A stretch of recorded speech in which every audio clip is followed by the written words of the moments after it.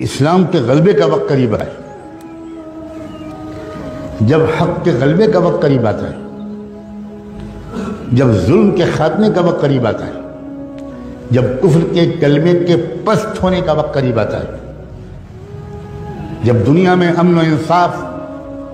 اور کلمہ توحید کے غلبے کا وقت قریب آتا ہے، تب اللہ تعالیٰ چھٹائی کا پروسیس شروع فرماتے ہیں۔ یہ ذہن میں رکھیے گا، اس سے پہلے تک تینوں قسم کے مسلمان ملے جلے رہتے، بالکل ملے جلے، ایک گھر میں تینوں قسم کے مسلمان پائے جاتے، ایک مسجد میں تینوں قسم کے مسلمان، ہر جماعت اور دینی اجتماع میں تینوں قسم کے مسلمان، ہر نشست میں تینوں قسم کے مسلمان، سب کچھ سب ایک ساتھ ہوتا، ملے جلے رہتے کوئی۔ لیکن جب وہ وقت آتا ہے کہ جب اب دودھ الگ ہوگا اور پانی الگ ہوگا، جب اسلام کے غلبے کا وقت، میری بات کو غور سے سننا، بہت امید کے ساتھ اس مسجد میں میں نے یہ بات چھیڑی، بہت عظیم لوگوں کی طرف یہ مسجد منسوب ہے۔ ہم لوگ عام طور پر نعمتوں کی قدر زندگی میں نہیں کرتے،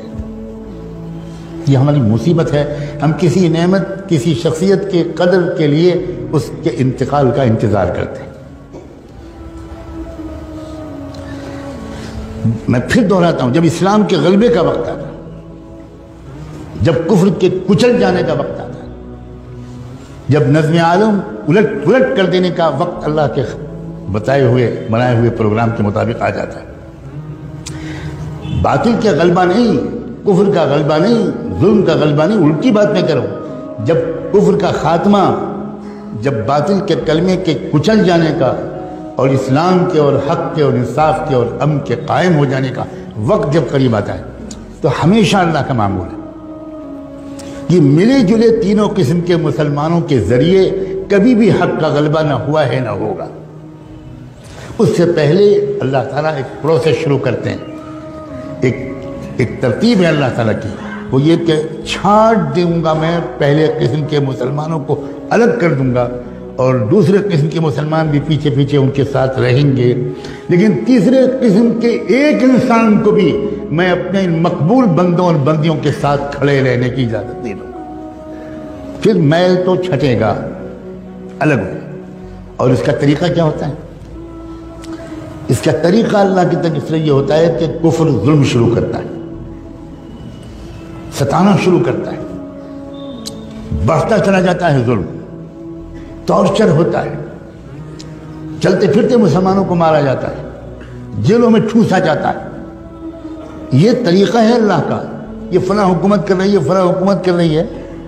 یہ ظاہری طور پر ہم کو اسباب کے اعتبار سے کچھ کام کرنا ہماری ذمہ داری ہے، لیکن میں سمجھا رہا ہوں یہ اللہ تعالیٰ کا ہمیشہ سے یہ سسٹم ہے۔ اُذِينَا مِن قَبْلِ أَن تَأْتِيَنَا وَمِن بَعْدِ مَا جِئْتَنَا، بنو اسرائیل کے لوگوں نے موسیٰ علیہ السلام سے کہا تھا کہ پہلے بھی ہم ذلیل سمجھے جاتے تھے، فرعون کے لوگ ہم کو دلتوں سے زیادہ بدتر سمجھتے تھے، ہمیں غلامی کی زنجیروں میں جکڑ رکھا تھا، آپ آئے، ہم نے آپ پر ایمان ہم نے قبول کیا، ہم نے آپ کا ساتھ دیا، اس کے بعد بھی وہی ظلم ہم پر ہو رہا ہے۔ وہ ظلم اور ظلم میں فرق تھا۔ چنانچہ موسیٰ علیہ السلام نے بعد میں جو جوابات دیے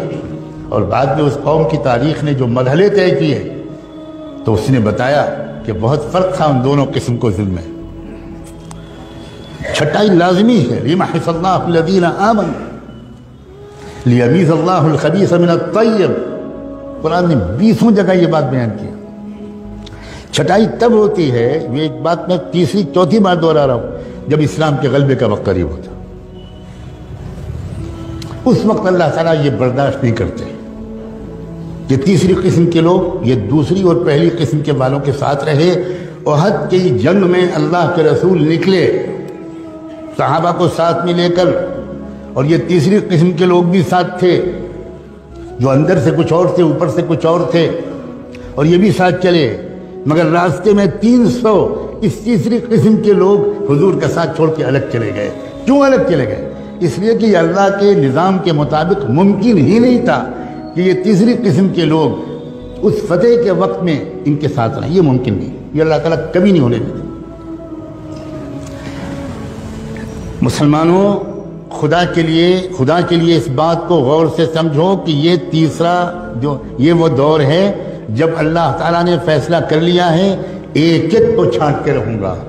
چاہے وہ خادم الحرمین شریفین ہوں، اور چاہے وہ کعبے کے لباس کے متولی ہوں، اور چاہے وہ بڑے بڑے عرب لوگ ہوں اور کعبے کے منبر پر کھڑے ہو کر نصیحت کرنے والے ہوں، اور چاہے وہ کہیں کے لوگ ہوں، ایک بھی نہیں چھوڑیں گے اللہ۔ سب تھوڑے سے مٹھی بھر لوگ ہوں گے جن کو اللہ چن لیں گے، اور ان کے ذریعے سے پوری دنیا کے اندر ایسا انقلاب آ جائے گا کہ شجر و حجر بھی حیران رہ جائیں۔ یہ کیا ہو گیا؟ یہ